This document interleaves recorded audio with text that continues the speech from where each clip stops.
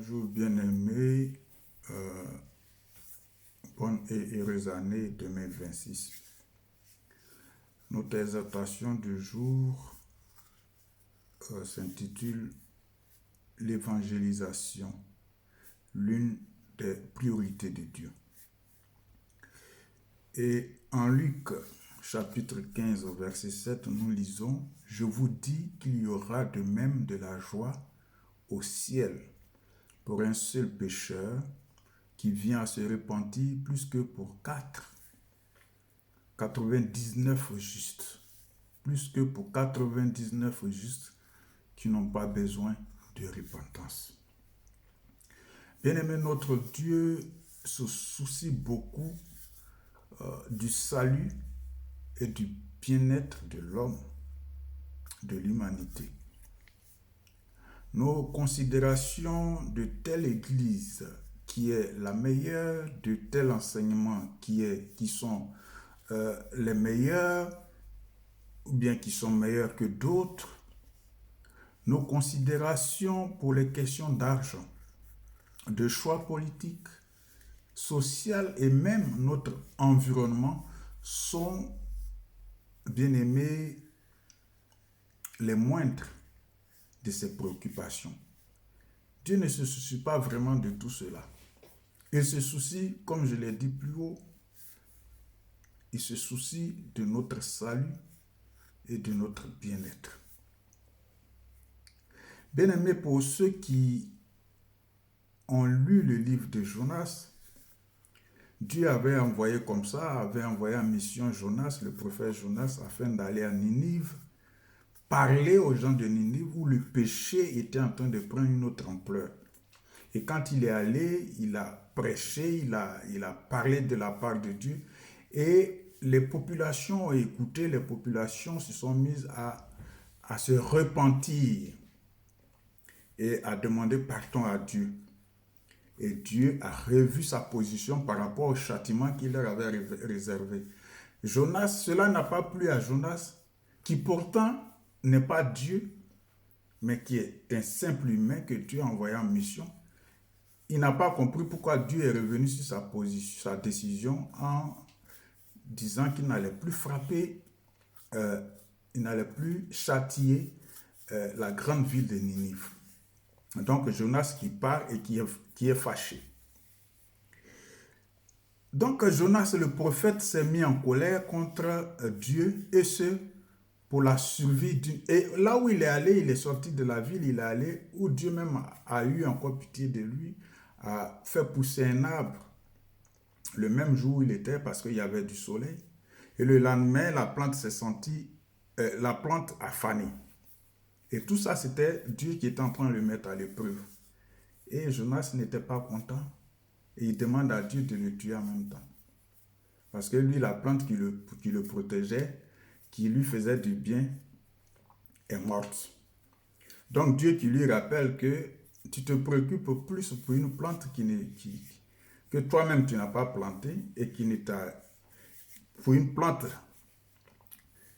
Donc Jonas le prophète s'est mis en colère contre Dieu et ce pour la survie d'une plante contrairement au salut des hommes. Il ne se préoccupe pas des hommes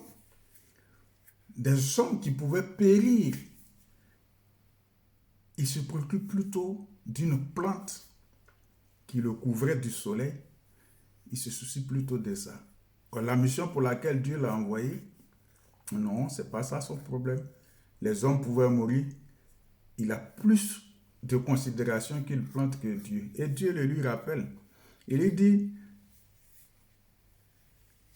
pour la survie d'une plante contrairement au salut des hommes, la vie de la plante était-elle plus importante que le salut des habitants de la grande ville de Ninive? Donc vous pouvez lire ça en Jonas 4, 9 à 11. Dieu lui demanda, as-tu raison d'être en colère au sujet de cette plante? Jonas répondit, oui, j'ai de bonnes raisons d'être en colère au point de désirer la mort. Alors le Seigneur reprit, écoute, cette plante ne t'a donné aucun travail. Ce n'est pas toi qui l'as fait pousser. Elle a grandi en une nuit et a disparu la nuit suivante. Pourtant, tu en as pitié. Toi, tu as pitié d'une plante qui est apparue aujourd'hui et qui va disparaître demain. Pourtant, tu en as pitié. Et tu voudrais que moi, je n'ai pas pitié, moi Dieu, je n'ai pas pitié de Ninive, la grande ville où il y a plus de 120 000 êtres humains qui ignorent ce qui est bon pour eux, ainsi qu'un grand nombre d'animaux. Bien-aimés, voici pourquoi je dis l'évangélisation est l'une des priorités de Dieu. Parce qu'il a compris que les habitants de Ninive ne savaient pas. Ils n'avaient pas vraiment entendu la parole de Dieu. Et dès qu'ils ont entendu la parole de Dieu, dès qu'ils ont compris la parole de Dieu, ils se sont alignés. Dieu ayant vu ça, il a dit, je ne vais plus les châtier parce qu'ils ont compris. Et ils ne savaient pas. Ils ne savaient pas. L'ignorance est une plaie, bien-aimée. C'est pourquoi nous devons évangéliser. Pour que ceux qui n'ont pas encore compris que le Dieu que nous servons existe réellement, nous devons évangéliser.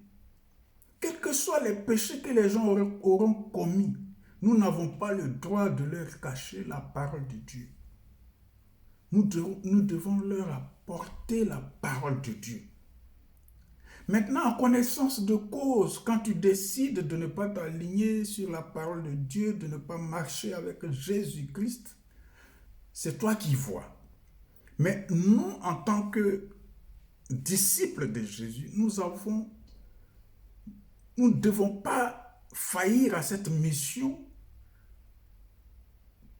d'apporter l'évangile à ceux qui n'ont pas encore pris connaissance de cet évangile.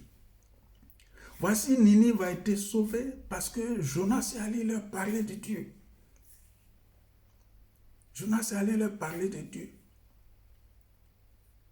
Et là, Dieu montre à Jonas que, mais si je suis revenu sur ma décision, c'est parce qu'ils ont compris. Mais toi, tu as pitié pour une plante qui ne t'a pas donné du travail, qui n'a rien fait d'autre que de couvrir ta tête. Et moi, les hommes que j'ai faits, j'ai besoin de leurs âmes, j'ai besoin d'eux, j'ai besoin de les sauver. Des gens que j'ai créés. Tu ne veux pas que j'ai pitié d'eux? Voici même avec Jonas, on voit encore où l'humain est ce qu'il est. L'humain est ce qu'il est. Lui, Dieu l'a envoyé, donc il pense qu'il est devenu Dieu. Voilà, il va prendre des décisions. Et ça aussi, on le voit sous nos tropiques. Voilà, il y a des gens qui se prennent pour Dieu. Donc Dieu même qui a dit je vais le faire, mais sa créature s'est repentie. Et toi tu dis pourquoi si c'est ça, mais si c'est moi Dieu même tu vas mourir. C'est moi Dieu tu vas mourir. Donc bien aimé, voici un peu pourquoi il faut évangéliser. Donc pour terminer là, l'évangélisation est une grande priorité pour le Seigneur, pour notre Dieu. L'évangélisation est une grande priorité. Là, Ninive est la preuve de ce que dès qu'on connaît la parole de Dieu et qu'on s'aligne, Dieu n'a plus de raison de nous frapper. Donc l'évangélisation est une grande priorité pour le Seigneur, qu'elle soit aussi notre préoccupation. Bien-aimé, que l'évangélisation, que ceux qui peuvent apporter l'évangile là où ils sont, qu'ils le fassent. Ceux qui peuvent apporter l'évangile là où ils sont, là où ils se trouvent, qu'ils le fassent. Parce qu'ils sont en train de sauver des âmes. Parce qu'ils sont en train de rappeler aux humains que notre Créateur, c'est Dieu. Notre Créateur, ce n'est pas notre Père, notre Mère. Notre Père, notre Mère sont des canaux. Mais le Créateur de l'univers, jusqu'à aujourd'hui, personne ne dédie la Bible pour dire les origines du monde dans lequel nous vivons. Seule la Bible nous situe sur les origines de l'humanité. Alors, bien-aimé, toi qui peux évangéliser, évangélise. Parle de Dieu à tes prochains. Que la paix de Dieu soit sur vous. Au nom de Jésus. Amen.